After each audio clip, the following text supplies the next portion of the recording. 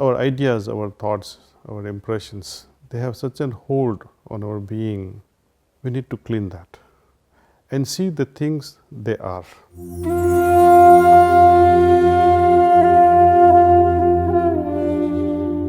What is the relation between cleaning and rejuvenation? It is like concentration and meditation. Meditation produces a state of concentration. Cleaning rejuvenates us. It's a byproduct. It's the result. What is cleaning? What is it that we are trying to clean? Let us try to first understand the difference between karmas, samskaras, impressions, perceptions. Second law of Newton or first law of Newton, I am not an expert in the physics, but actions and reactions are equal and opposite in direction.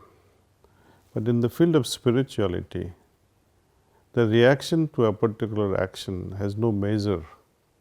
It can be drastically so profound that a mere glance can produce such an impact that you don't forget all your life. So, the result in the spiritual world need not be equal and opposite. It can be as large as encompassing the whole universe or nothing at all. It depends on us. This particular practice tries to remove the certain perceptions which we gather because of whatever reasons, Someone sees to a particular idea and says, oh, this idea is good or bad. The other person sees the same idea and says, oh, this is useless. The other person sees the same idea and says, oh, it's so great. What makes such a difference? All of us are not attracted to the same thing to the same extent. We all have different degree of reaction to the same thing. Our impressions, our background, our perceptions, they work like these colored glasses. We all wear colored glasses in your consciousness. How to perceive the thing as it is? You have heard the story of a great lover who was trying to meet his beloved who was living across the riverside. At night, even when it is raining heavily and he has to cross the flooding river, he catches hold of something, what he felt it was a log, crosses the river. The door is locked, so he is trying to climb it to the first floor of his beloved. He thinks what is rope, holds it and climbs it up and enters beloved's chamber. Later on, beloved asks, how did you climb? How did you come? He said, you left a rope for me to come up. He is laughing, a rope? I never left a rope for you. I didn't even know you were coming. Then when they see through the window how he climbed up, it was a huge snake. He felt it was a rope. Perception. He was madly in love. So even little thing seemed as if things are helping him to achieve his goal.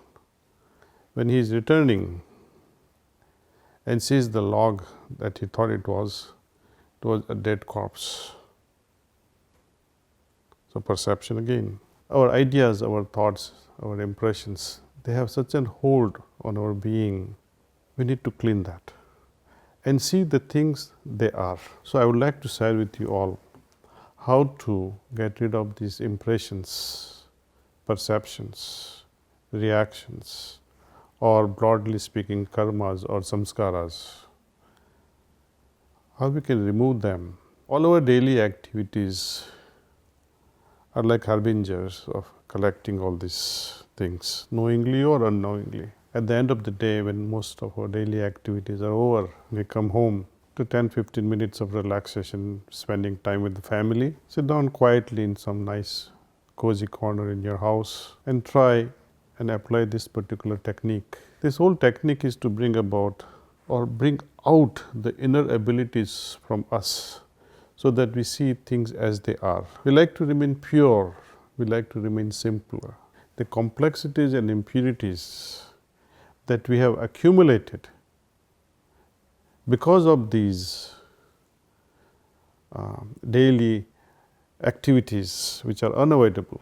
We have a chance now, before these impressions or before these cognates get settled in the deeper level of my consciousness, I like to remove them. When someone says, have you heard such and such a song? Then we try to find, we scan through our mind, we try to find the cognates of this song buried in our mind. If these cognates are found, that yes, this song is there, I know about this song, then you sound so wise or full of knowledge. Oh, I know this song. But if these cognates are not found, then you say, oh, I don't know it. I remain ignorant about it. So we all carry a certain level of cognates which we recognize in our interactions. And these are these cognates which go on interfering our daily activities. Either we know or we don't. So this practice of dissolving the impressions that are acquired within us over the course of our daily activities is taken up seriously at the end of the day. Removing these complexities, what would you expect? Simplicity, isn't it? When we remove impurities, natural result is purity inside. This both in turn, simplicity and purity, brings about naturalness within our system. Our activities, our daily activities rather, create a lot of complexities and impurities, and they somehow color our consciousness.